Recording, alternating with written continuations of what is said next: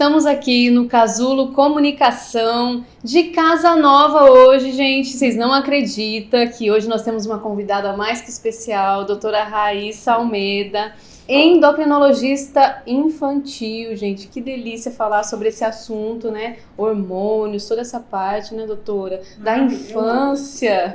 E eu quero já apresentar ela, antes de agradecer, porque eu vou fazer um agradecimento especial aqui, mas eu quero já apresentar essa médica já renomada aqui em Fortaleza, que tem um trabalho consolidado, está aqui hoje para informar eu e você sobre condutas e procedimentos na infância com relação à puberdade. Quando está lá dando os primeiros sinais da puberdade e a criança é muito criança ainda, principalmente meninas, né? Nós vamos falar sobre isso. Então vem conosco para esse podcast, porque vai ser assunto especial para você.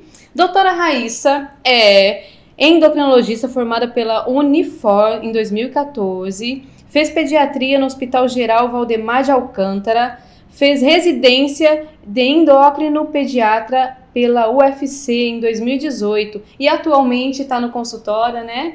Eu quero agradecer muito pela tua presença, né? Porque é muito grato para nós aqui do projeto, desse Pro Casulo Comunicação, saber que a gente pode contar com profissionais, né? Que vêm aqui nos instruir sobre condutas e procedimentos, manejos com a infância, com a adolescência, até com a fase adulta, apesar de hoje não ser, né, o nosso foco, mas para trazer informações relevantes para você que está em casa e para mim também, que é um estudo maravilhoso que eu faço. Na verdade, eu que tenho que agradecer a oportunidade de vir falar sobre um assunto que eu gosto muito, né? E tem cada vez mais prevalente no consultório, né? E depois da pandemia teve um boom realmente de puberdade precoce, com cada vez mais estudos focando nesse assunto. Então é extremamente importante a gente orientar sim os pais para se ter um diagnóstico precoce, porque quanto mais precoce, melhor o tratamento, melhor a resposta em relação ao tratamento. E também sempre orientando que nem necessariamente precisa ser precoce para precisar ter que intervir. Então, é importante que toda criança em processo de puberdade seja acompanhada pelo endócrino pediatra para, em caso se detecte alguma alteração, a gente agir da melhor forma possível. Com certeza. Para que a gente dê início agora nesse podcast, de fato, nós vamos falar o que é puberdade, o que é esse termo, né, que nós estamos usando hoje como puberdade precoce, que traz tantos procedimentos ali na infância que a gente precisa saber para lidar com os nossos filhos aí em casa. Então fala para nós, doutora, o que é a puberdade? Pronto. Puberdade é um processo fisiológico, né, e que vai acontecer a maturação do corpo e hormonal da criança, e que vai fazer com que aquele ser se torne em forma apto para se reproduzir. É extremamente importante a gente tentar separar a puberdade de adolescência, porque apesar de eles serem interligados, eles são diferentes. Então a puberdade é, como eu lhe falei, né, um processo natural, fisiológico do corpo.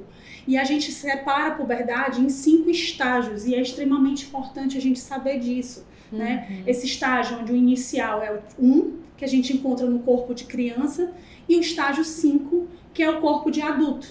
E é extremamente importante que a gente saiba que mais ou menos entre um estágio e o outro seja entre 6 a 1 ano, porque a gente pode sim detectar algumas alterações durante essas fases. Né? E aí, a menina, geralmente a puberdade tem que vir depois dos 8 e antes dos 13, e o menino tem que vir depois dos 9 e antes dos 14.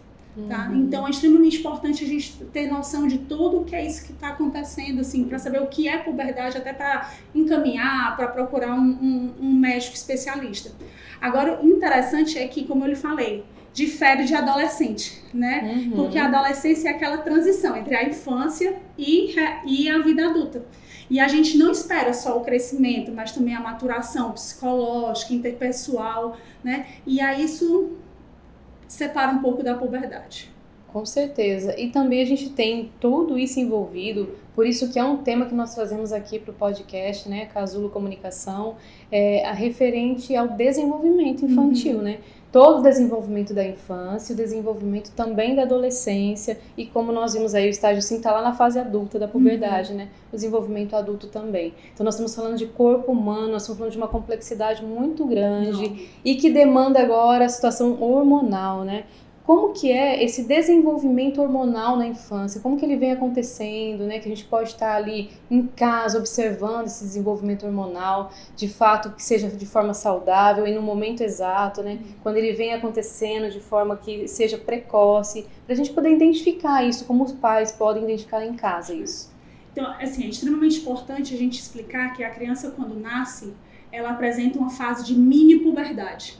É exatamente a produção dos hormônios da puberdade naquela fase entre que a menina pode ser até 2 anos de idade e no menino até 6 meses.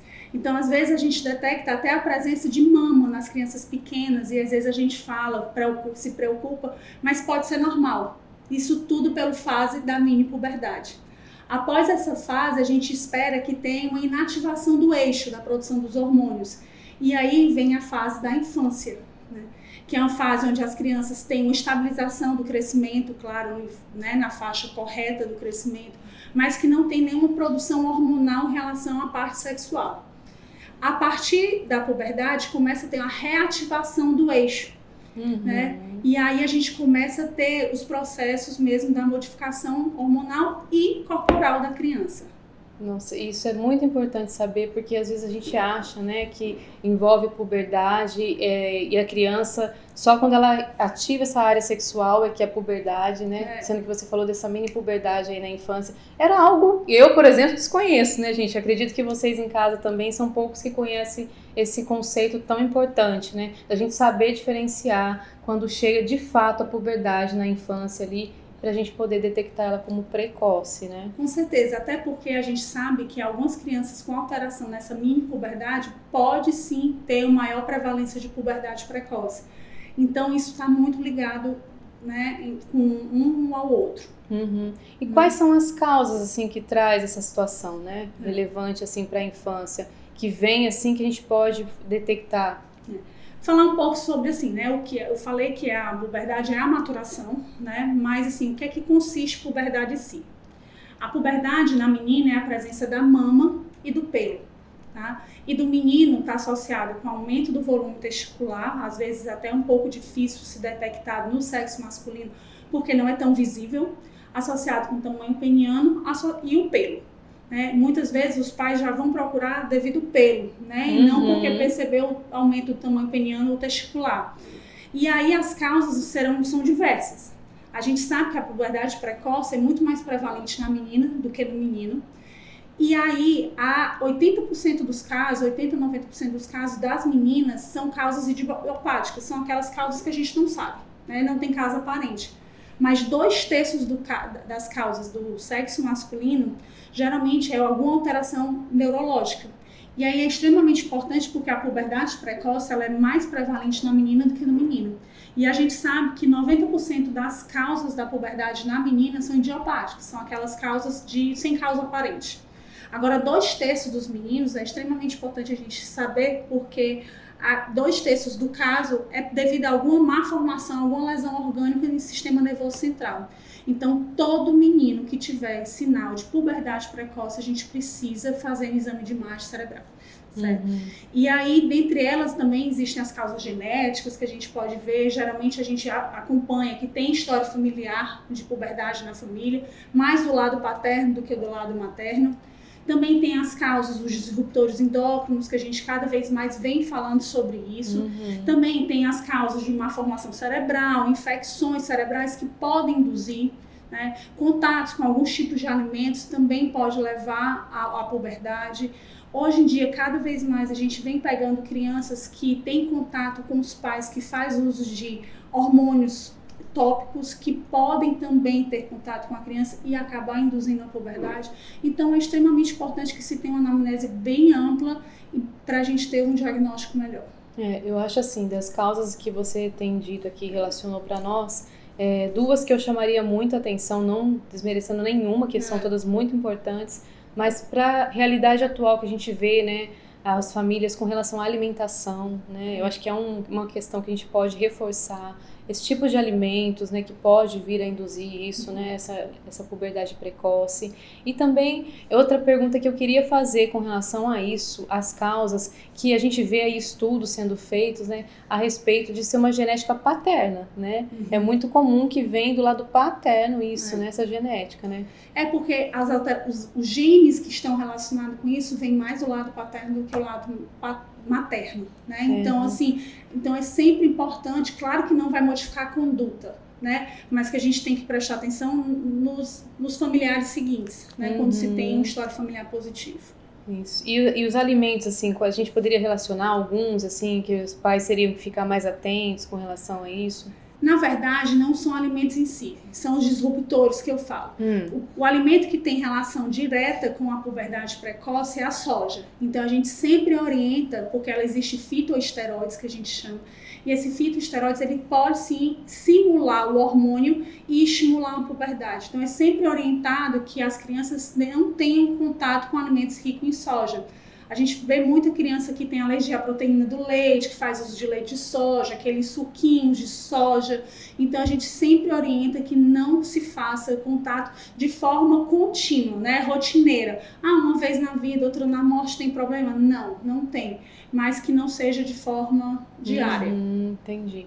E a atuação, assim, que a gente vê dos pais na questão de conhecer o corpo do filho, né? Principalmente na infância, tá observando tudo isso. Como já foi falado aqui, alguns sinais, né? Que é a mama, né, na menina. Então, os pais terem esse contato físico, porque às vezes, hoje em dia, é tão corrido, né? A vida da família ali, que ela não tem nem esse tempo de ter esse contato físico, de observar a criança. Eu vi um caso, recentemente, de uma menina de 6 anos que já estava desenvolvendo, né, a glândula mamária, né, e a mãe só percebeu através do toque, né, de ver, de abraçar, de carinhar a filha, né, e sentir essa glândula. Foi onde ela procurou o pediatra, né, e o pediatra pediu para ela procurar um endocrinologista infantil para poder ver, né, o motivo pelo qual com 6 anos já estava iniciando ali uma puberdade, né. A gente tem criança muito mais nova que essa. Né? Assim, a gente realmente tem diagnósticos até de 3, 4 anos de puberdade. E aí a gente realmente tem que investigar de uma certa forma melhor. Mas a menina até é mais fácil do diagnóstico, porque a mama é mais evidente. Hoje tem a dificuldade porque tem muita criança acima do peso. Então aquela gordurinha que tem na região mamária, às vezes acaba atrapalhando o diagnóstico. Mas às vezes a menina fala muito da dor que ela sente, né? E aí, às vezes, é um primeiro sinal que faz que a mãe alerta. A dificuldade sempre é do sexo masculino, né? Porque, como eu falei, geralmente a primeira alteração é com o aumento do volume testicular. É tão delicado que a gente tem realmente equipamentos para medir o volume. Então, às vezes, os pais não se tocam. E quando procuram, já está com uma situação um pouco mais avançada. E quanto isso influencia no desenvolvimento, né, da infância? Falar um pouquinho sobre isso. O que influencia de fato mesmo no desenvolvimento infantil, esse hormônio e essa alteração hormonal que provoca, né, tudo isso na criança, e que a gente sabe que no tratamento ele precisa de uma investigação muito profunda, né, para a gente descobrir, né, a causa disso, para os pais entenderem isso no desenvolvimento da infância. Quando a gente está diante de uma puberdade precoce, a gente tem que sempre olhar 2 pontos. Tá? Principalmente eu vou falar mais voltado ao sexo feminino, porque realmente é bem mais prevalente na menina do que no menino. Mas 2 pontos que a gente sempre tem que avaliar: risco social, né? E se vai ter perda estatural em relação aos pais. Então a gente sempre tem que levar em consideração essas 2 coisas. Por quê? Na menina a gente espera que ela só menstrue depois dos 10. Ai, doutora, 10 anos é muito cedo. Mas já é considerado normal uma menina menstruar depois dos 10. E a gente sabe que o estirão da menina é prévio à menstruação. Então ela depois que menstrua, ela não cresce. Ela cresce, uma velocidade de crescimento bem menor, geralmente de 5 a 10 centímetros.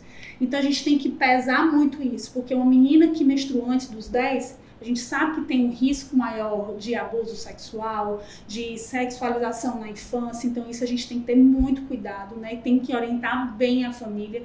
E também em relação ao crescimento, né? Que a gente fala que tem que andar junto, mas isso vai muito depender da idade do diagnóstico. Porque a gente vê assim as crianças, né? na parte da sexualidade, com 10 anos, já numa formação muito avançada hoje em dia, né? Até mesmo pelos estímulos visuais, né, que a gente tem hoje, muitas situações de asepsia mesmo à questão da sexualidade, naquilo que a gente está vendo ali, né, no programa de TV, por isso que a gente tem que observar muito como família o que é oferecido para essas crianças, né, porque os estímulos, isso traz também o desenvolvimento, né, precoce da sexualidade, né. Hoje em dia falam que, né, os estímulos, claro que são importantes, mas os últimos estudos, eles acreditam que sejam as ondas eletromagnéticas que devem estimular a hipófise a produzir esses hormônios. Né? Então, não é só o celular, não é só a televisão. Então, qualquer aparelho que possa emitir essas ondas pode induzir uma puberdade antes do tempo. Claro que quando a gente transforma a sexualidade de uma forma mais rotineira, as crianças acabam, né, tendo esse estímulo. Mas eu digo bastante que é extremamente importante que a gente converse com nossos filhos, né? Fale sobre as mudanças corporais, o quanto que é normal isso, né? Eu falo isso demais no meu consultório, que tem que dizer que ela vai um dia menstruar, que vai surgir uma mama, que vai surgir um pelo, né? Ter os cuidados, até o cuidado com o corpo, respeito do corpo, que a criança precisa aprender também ter o respeito do corpo para o próximo respeitar, né? Então, é importante que os pais conversem também sobre isso com os filhos para eles conseguirem, porque a puberdade vem cada vez mais cedo. Então, se a gente não preparar os nossos filhos de uma forma correta, a gente vai ter algum prejuízo no futuro. Com certeza, não só na saúde, mas questão também na saúde emocional, né? Principal. A gente vê também que isso pode gerar uma angústia, né, na criança, a aceitação de si, como ela se vê, né? Toda essa mudança, ela precisa se aceitar nesse novo corpo que está surgindo, né? Até porque tem uma variação muito grande. Tem crianças que entram realmente na puberdade muito cedo e tem crianças que, como eu lhe falei, existe um delta de tempo muito grande. A menina de 8 a 13. Então, às vezes, a criança pode entrar em puberdade, né? O início da puberdade é aos 8 anos. Mas tem menino que chega aos 10 e ainda nem entrou. Então, até isso fica ruim para eles se sentirem iguais. Então, isso a gente tem que sempre conversar com nossos filhos. Da comparação com o amiguinho, que não se deve comparar, né? Que isso pode surgir. Então, isso é extremamente importante, a comunicação. Né, responsáveis com as crianças. A gente está falando aqui, né, da puberdade precoce, mas nós temos também a situação dela tardar para aparecer. Tem. Não é normal, a gente precisa correr atrás dessa situação também, aproveitando esse assunto, né? Da forma que se existe a puberdade precoce, né, que é quando acontece antes dos 8 anos na menina e antes dos 9 no menino, existe a puberdade atrasada, que é quando acontece na menina, quando ela não tem nenhum caractere sexual, né, então não tem a presença nem da mama, nem do pelo até os 13 anos, ou quando ela não teve a menarca até os 15 anos, a menarca é a primeira menstruação. Né? Então, às vezes, antigamente a gente falava, eu menstruei com 15, 16, hoje menstruar com 16 já não está normal. Né? Então, isso é importante a gente saber, porque a gente também tem que investigar. Né? E nos meninos é antes dos 9 e depois dos 14. Né? Então, geralmente a puberdade atrasada, quem procura mais são os meninos. Né? Porque eu acho que quer ter o corpo de homem, essas coisas, e acaba procurando, né, mais do que em relação às meninas, em relação a isso. Porque é um incômodo, né, para as meninas, quanto mais tarde vier, melhor, né, essa menarca, né? Né? No mas sentido assim, físico e sensações, né? Mas aí quando ela se compara com as amiguinhas, aí pode ter algum problema. Então a gente tem que estar ligado em toda essa situação, né? Tanto na questão precoce, tanto quanto isso vir de forma muito tardia, né? Observar nossas crianças aí, nossos adolescentes nesse processo. E com relação a tratamento, tá? Eu indiquei aqui, tô vendo que a minha filha, fiz a observação de que tá diferente do que seria o normal, né? Quais são os tratamentos para essa situação? Como eu te disse, né? Toda criança que chega lá no consultório, né, com esse foco da avaliação da puberdade, a gente sempre tem que avaliar essas duas vertentes, né, que eu te falei. O risco social, o risco de se ter uma menstruação antes dos 10 com o crescimento. Por quê? Porque dependendo da idade, né, se pode pensar num bloqueio no tratamento focando só o risco de uma menstruação antes dos 10. mas sem benefício em relação à estatura, quando eu penso só em relação ao bloqueio. Então, todo caso a gente tem que individualizar e conversar muito bem com os pais, o que é que a gente tem que fazer, como é que deve se fazer, se jogar muito aberto, né? Falar, ver quais são as possibilidades, né, de tratamento. Geralmente os tratamentos são através de hormônios, né, que a gente chama de análise de NRH, que ele, na verdade, ele vai agir para tentar bloquear a produção dos hormônios, né? E aí, geralmente, hoje a gente tem a presença de 3 tipos, né? Os mensais, os trimestrais e os semestrais. Infelizmente, são injeções, né? Então, isso a gente tem que pesar demais, né? O público disponibiliza, mas em alguns casos não se consegue. O público, infelizmente, não consegue abarcar toda a população que está tendo em relação à puberdade precoce. E algumas medicações são até de alto custo, né? No SUS, né? Na verdade, elas são consideradas de alto custo, mas são viáveis, né? Principalmente as mensais, dependendo da situação financeira. Mas quando se tem um bloqueio mais tardio da puberdade, aí fica mais difícil. Porque quando a gente tem um bloqueio, muitas vezes a gente não... Quando vem uma criança mais velhinha, né, que é entre 9 e 10 anos, a gente não consegue tanto benefício no crescimento. Aí a gente, às vezes, tem que associar o hormônio do crescimento. Aí o custo fica bem mais alto. Né? E o governo não disponibiliza o hormônio do crescimento com esse foco. Isso. E aí complica as famílias, né, que estão numa situação de vulnerabilidade, né, social ali nesse momento. É por isso que a gente fala muito sobre a necessidade de quanto mais precoce você procurar ajuda, melhor, né? A gente diz que tem a prevenção, né? Porque existe puberdades que a gente fala muito, que começam antes do tempo, mas evolui de forma tão lenta aquelas fases que eu falei, que acaba que ela não tem nenhum malefício em relação à puberdade. Porque ela acaba menstruando depois dos 10, acaba crescendo que tinha que crescer. Mas existe puberdades que começam na idade certa, depois dos 8 anos, mas evolui de forma tão rápida que a gente tem necessidade de intervir. Então é isso que a gente tem que estar ligado também. Que existe a puberdade precoce, mas também existe a puberdade rapidamente progressiva. Isso é muito importante, né? Porque às vezes é o que mais deve surgir, né? Os dois. Situação. Os dois. Eu fiquei muito, assim, surpresa com a situação de, aos 3 anos, de ter uma identificação, né, de um caso com uma puberdade precoce. E seriam essas características que a gente observaria na criança de 3 anos? Mama, pelo, né? São.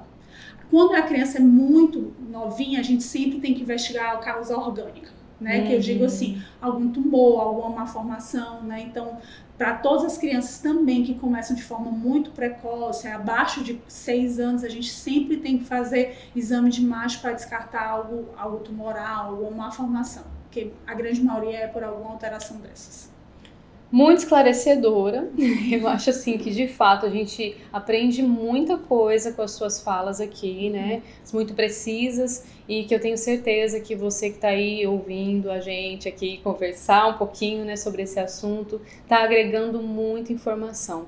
E essa é a intenção mesmo, trazer aí pontos para ser observados, que talvez você, pai e mãe em casa, né, na nossa inocência, porque a gente, quando é pai e mãe, a gente não sabe muita coisa, a gente precisa das ajudas dos profissionais. Por isso estamos aqui com profissionais indicados, ideais, para nos trazer essa ajuda aí para você que está em casa e para mim que estou aqui absorvendo tudo isso. Mas eu queria falar assim um pouquinho da sua experiência, né, de consultório, como que é, né, para você ser endocrinologista, escolher essa profissão tão maravilhosa, né? Falar um pouquinho desse amor por essa profissão. Eu escolhi, a verdade assim, meu amor sempre foi a pediatria. Eu sempre gostei muito de trabalhar com criança.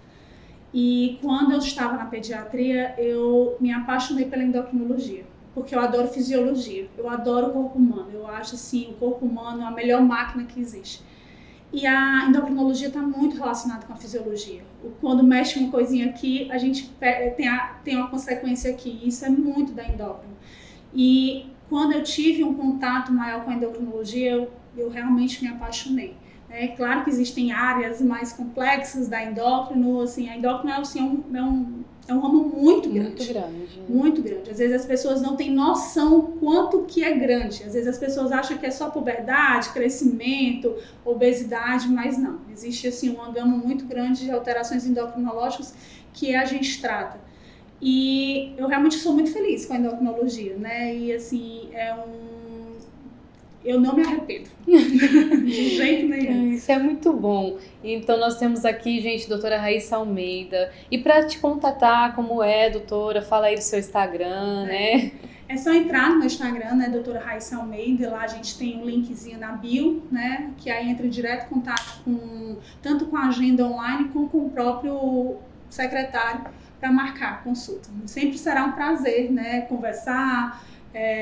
Eu digo que no meu consultório aqui a gente acaba ficando amigo, né, porque como a gente tem muita relação com a própria família, então assim, às vezes é uma consulta, mas às vezes a gente está tirando papo, conversando, e eu adoro, assim, adoro por mim, por isso que eu trabalho muito no consultório, porque eu me satisfaço com isso. E para nós foi um prazer enorme, né, poder absorver e ter você aqui, esse momento, né, só para nós aqui, gente, falando um pouquinho da puberdade. Tem tantos outros assuntos tão importantes que nós podemos tratar aqui, né, e hoje nós escolhemos esse porque nós sabemos a importância dele chegar até você, esse conhecimento.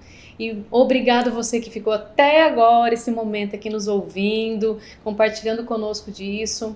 E eu quero agradecer também a doutora Raíssa pela presença, viu? Muito obrigada. E ficamos por aqui no Casulo, Pro Casulo Comunicação, para você que está em casa.